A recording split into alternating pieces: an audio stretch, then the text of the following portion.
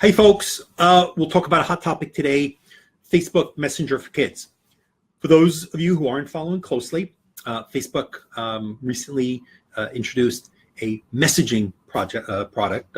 Many of you who use Facebook know that there is a separate Facebook Messenger. If you're on Facebook, you might be using the actual integrated app, but if you're on your phone, you probably are using this separate messaging app that lets you text, more or less, or send emojis or silly faces to your friends. And obviously, it's become a leading way that many of us message. There's been a little flap about that with a number of groups calling on Facebook to pull that from the market. I'm a little confused because 10, 15 years ago, part of my team was working on the AOL parental controls, the AOL messaging tools, AOL Instant Messenger for Kids, which was a family-friendly version of AIM, which many people know about. And we spent a lot of money, and we built a lockdown version because parents wanted to approve who are their kids talking to. They obviously wanted themselves to be able to interact with the kids. They wanted their kids to interact with other members of the family, grandparents, others. It took a lot of work, and we lost a lot of money on it because we didn't put any ads in it. We didn't use the data for anything else. It was covered by COPPA, and we thought it was our responsibility to build a version so that kids didn't use the adult version of the service. Now, here we are 20 years later, and kids at very young ages are using these tools to keep in touch with their friends, to keep in touch with relatives, to chat with grandparents. It is a staple of life. What has not happened has been an explosion in lockdown versions of tools for these kids. It is very expensive. You are on the hook to try to make sure that these are safe environments. You make a mistake and you use data the wrong way, you're subject to one of the few very strict, you're automatically on the hook federal laws, the Children's Online Privacy Protection Act, where the FTC, bam, gets to hit you with a pretty big stick.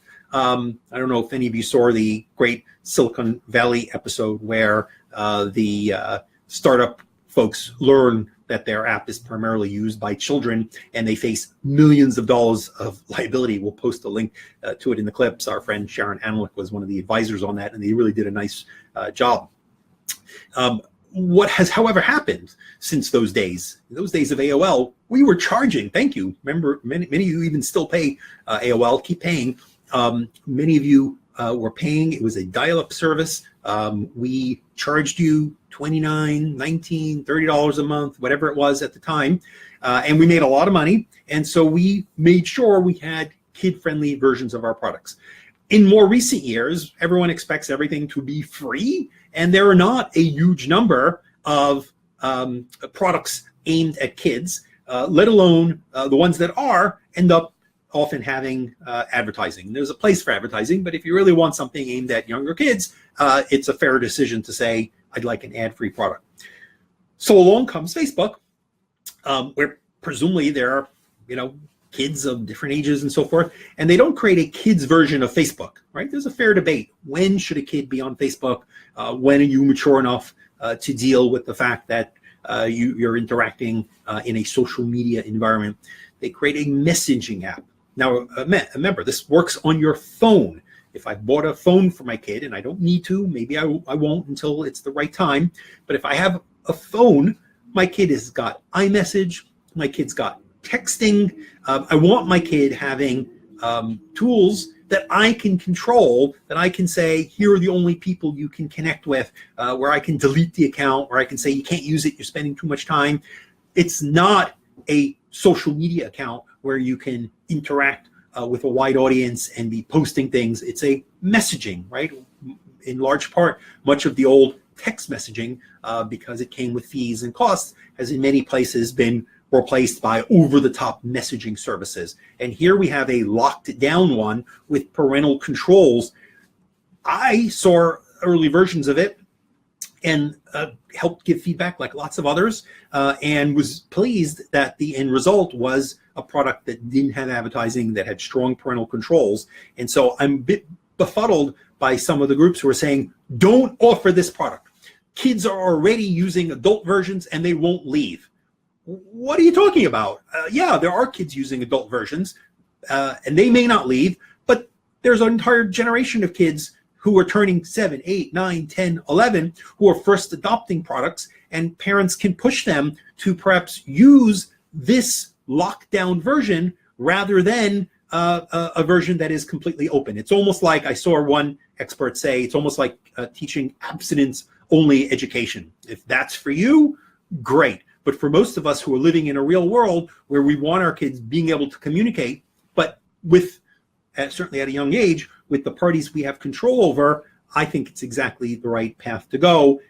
We had this debate 15 years ago, and we were encouraging, the folks who wanted to have kid and friendly tools for kids, we wanted to make sure we had the right controls. We should be debating how well these controls work.